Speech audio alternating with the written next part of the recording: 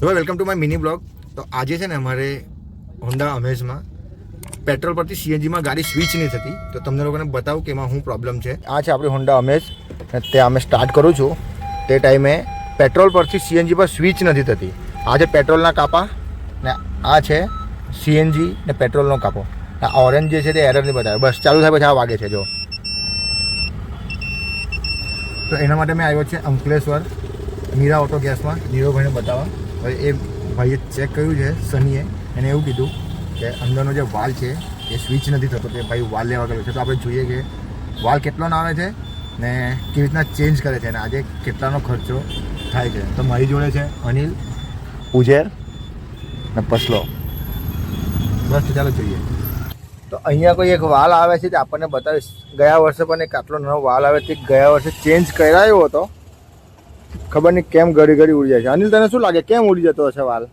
વાલ ઉડવાનું કારણ કેવું છે ભાઈ, તું જરા એક્સિડન્ટ છે ને, તું જરા ગાડી સ્ટાર્ટ કરે ને એક્સલ બહુ જોરમાં આપે છે અને પછી હું એમ કરીને જવા દે છે. આ પ્રોબ્લેમ એનો છે, બીજો કંઈ નથી. તને જરા છે ને તું અડધી ઉંમરે હિચકો છે ગાડી ને, એટલે આ પ્રોબ્લેમ છે ભાઈ. બરાબર, મને છે ને ફીલ જ નથી આવતું. જાવ જોઈએ ને પેલો સાયલેન્સરમાંથી હું નો અવાજ નહીં આવે ને ત્યાં સુધી મને ફીલ નથી થતું ગાડી ચાલવું છે. બાઇક હોય કે કાર હોય, મને જાવ ને એમ 2500-3000 RPM સુધી નહીં લઈ જાવ ને ત્યાં સુધી મને ચેન નથી વળતો. અરે પણ આપણી સ્પોર્ટ કાર થોડી કેટલું પેલા હું કરે પછી કેટલું ઉચકે છે મારા ભાઈ. આવું હોય પછી આ વાલ તો શું બીજું એન્જિન પર કોઈ દિવસ તારા હાથમાં આવી જશે.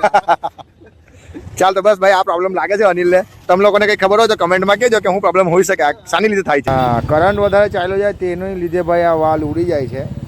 અનિલ તો એવી રીતના જોઈએ છે કે જાણે હીખી જ જવાનો એવો કામ. તો ભાઈ આ કઈ બ્રાન્ડનો લોગો છે જરા કહેજો, કેમ કે અહીંયા અમે લોકો આવ્યા છે તો ગાડી બહુ મસ્ત લાગે છે. આ ફોર્ચ્યુનર જેવી ગાડી છે મોટી, પણ એના લોગો બધી ખબર નથી પડતી. આખું ખરાબ જ થઈ ગયું છે. આ એક્સપર્ટ માણસ છે સની. આ કેમ થાય સની? ભાઈ પહેલેથી છે ને સની જ આપણી ગાડી જોઈ છે.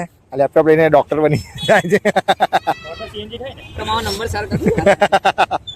હવે આનો નંબર નાખી દેવા, કઈ બી પ્રોબ્લેમ હોય તો ફોન કરજો. भाई अपनी जो अमेज है उसके पूरे सस्पेंशन पूरे खराब हो गए हैं.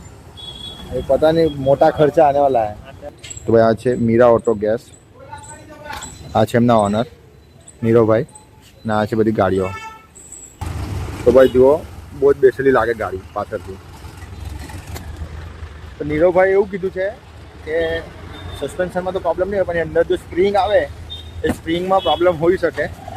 તો સ્પ્રિંગ કદાચ ચેન્જ કરવાની થાય તો આપણે સસ્તામાં પતી જાય, આખા સસ્પેન્શન બદલવાની પડે. તો આ વિડીયો તમને કેવો લાગ્યો કમેન્ટમાં જરૂરથી કહેજો. ઇન્સ્ટાગ્રામ પર જોતા હોય તો ફોલો કરી લેજો, યુટ્યુબ પર જોતા હોય તો સબસ્ક્રાઈબ કરી લેજો. તો મળીએ આવા જ મિની બ્લોગમાં. તો ત્યાં સુધી જય હિન્દ જય ભારત.